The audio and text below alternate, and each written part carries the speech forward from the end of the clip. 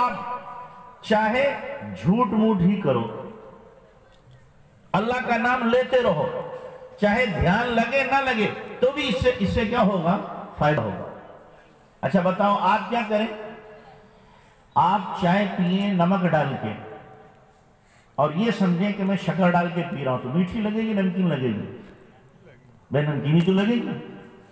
آپ جلیبی کھا رہے ہیں اور سوچ کے آ رہے ہیں میں مرچ کھا رہا ہوں، تو آپ کو کیا لگے گی؟ جلیبی میٹھی لگے گی یا تیکھی لگے گی؟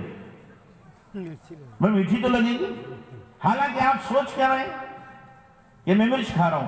ایسے ہی جب اللہ کا نام لیں گے آپ، دھیان آپ کا نہیں ہے، دھیان آپ کا نہیں ہے، لیکن آپ اللہ اللہ لا الہ الا اللہ سبحان اللہ الحمدللہ واللہ اکبر ولا حول ولا قوت الا باللہ درود شریف استغفار سب پڑھ رہے ہیں آپ، دھیان آپ کا کہیں ہے، لیکن اس پڑھنے کا فائدہ ہو کے رہے گا۔ جیسے کہ جلیبی کھا رہے ہیں اور سوچ کے آ رہے ہیں مرچ کھا رہے ہیں، تو جلیبی کا فائدہ ہوتا کہ نہیں ہوتا؟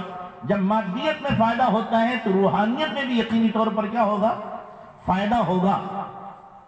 جیسے کہ واقعہ لکھا، ایک دھوبی تھا، بادشاہ کے گھر میں کپڑے دھویا کرتا تھا، تو بادشاہ کی ایک بیٹی تھی شہزادی، بڑی حسین خوبصورت، دھوبی کی آتے جاتے اس پہ نظر پڑ گئی، نظر پڑ گئی تو دل آ گیا اس کا، کہاں تک صبر کرتا، آخر اس نے پیغام کسی طرح بھیج دیا کہ جی مجھے تو تم سے محبت ہو گئی۔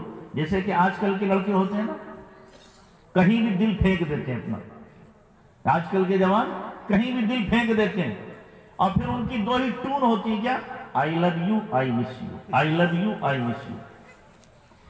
ارے میرے بھائیوں، کبھی میں آپ سے کہتا ہوں، کبھی اکیلے میں بیٹھ کر یوں بھی تو کہا کرو آئی لو اللہ، اے اللہ میں تجھ سے پیار کرتا ہوں، کہا کبھی آئی مس اللہ، اے اللہ میں تجھے مس کر رہا ہوں، کبھی کہا؟ کبھی کہا؟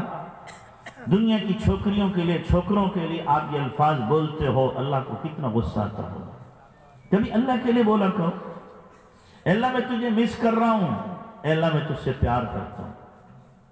تو اس دھوبی نے بھی کہا کہ جی میں تیرے بغیر رہ نہیں سکتا، مر جاؤں گا اور میری زندگی تیرے بغیر بیکار ہے، یہ سب الفاظ جیسے کہے جاتے ہیں اس نے بھی کہے۔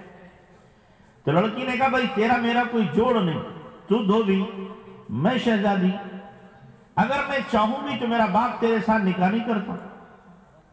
تو اس نے کہا کوئی بھی راستہ بتا، حل بتا، تیرے بغیر میری زندگی تو بیکار ہے۔ تو شہزادی نے اپنی جان چھڑانے کے لیے کہا میرا باپ جو ہے وہ نیک لوگوں سے محبت کرتا، تو نیک بن جا۔ اس نے کہا یہ کون سی بڑی بات ہے؟ چنانچہ اس نے کام وام تو چھوڑا، جنگل کو نکلا، ایک کٹیا بنائی اور وہاں جا کے تسبیح لی، قرآن لیا اور اللہ اللہ اللہ اللہ کرنا شروع کر دیا، کبھی نماز، کبھی تلاوت، کبھی ذکر، اسی طرح لگا رہا۔ تھوڑے دنوں میں کیا اس کی شہرت ہو گئی، ارے جوان آدمی بڑا اللہ والا ہے، فلاں جگہ پر ہے اور ہمیشہ عبادت میں لگا رہتا ہے، مشہور ہو گیا کچھ دنوں میں۔ اس لیے کہ ایسے لوگ، ڈھونگی لوگ جلدی شہرت پا جاتے ہیں، تو وہ بھی مشہور ہو گیا۔ اب لوگ اس کے پاس دعا کے لیے جانے لگے، تعویذ کے لیے جانے لگے، پھونک مارے، غرضے کے مشہور ہو گیا۔ شہزادی کو بھی معلوم ہو گیا۔ اتفاق سے بادشاہ کا سفر تھا اس راستے میں، تو بادشاہ سے شہزادی نے کہا ابا جی اس راستے میں جا رہے ہیں کہ ہاں، وہاں پر آپ ایک اللہ والے ہیں ان سے مل کے آئیے گا، فلاں فلاں، ان کا بڑا شورا ہے۔ بادشاہ کو یقیناً نیک لوگوں سے محبت تھی۔ بادشاہ جب گیا تو اس سے جا کر کے ملا، مصافحہ کیا، دعاؤں کے لیے کہا، دیکھا جوان آدمی ہے لیکن اتنا اللہ والا، ہر وقت کٹیا میں بیٹھا ہوا ہے، کچھ تحفہ دینا چاہا تو اس نے پھینک دیا، مجھے اس ذلیل دنیا سے کیا تعلق، لے جاؤ اپنی۔